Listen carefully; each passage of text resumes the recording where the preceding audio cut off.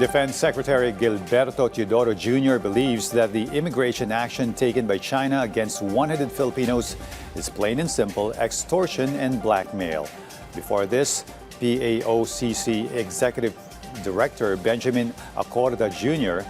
claimed that China made a threat to arrest Filipino workers in their country if Chinese workers arrested from a raided steel plant in Misamis Oriental are not released. Patrick De Jesus tells us more in this report.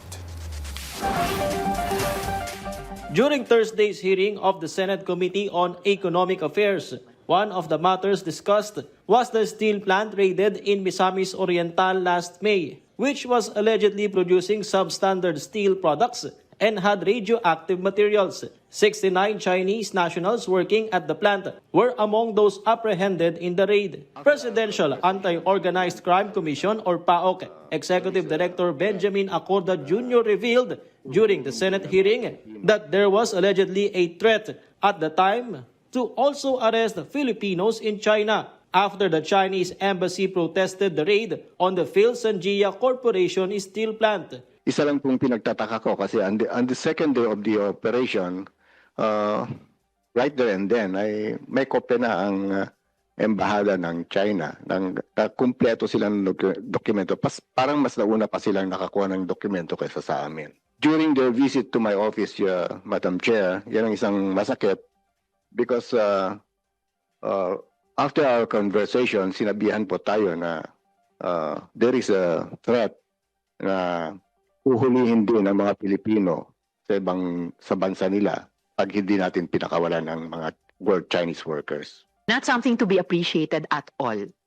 Yung ganyang mga banta of simple retaliation para sa legitimate law enforcement operations dito sa ating bansa. Pero hindi yata ito unang pagkakataon na nangyari yan, yung mga pagbabanta dito sa loob ng ating bansa mula sa embahadang iyon. And I know that also from personal experience. In a press briefing this Monday, the Chinese Foreign Ministry confirmed that special operations were carried out against more than 100 Filipinos who were allegedly living and working illegally in China.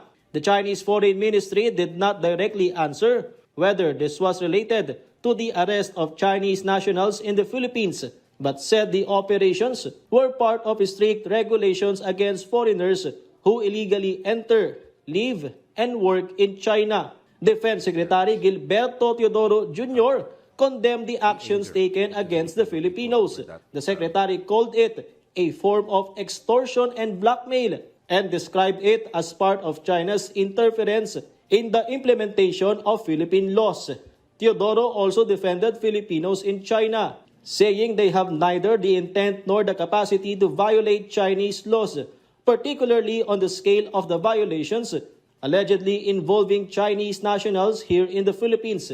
The Secretary hit back at the Chinese government, accusing it of actively covering up the illegal activities in the Philippines, which he considers evidence of complicity. Patrick De Jesus for The Nation.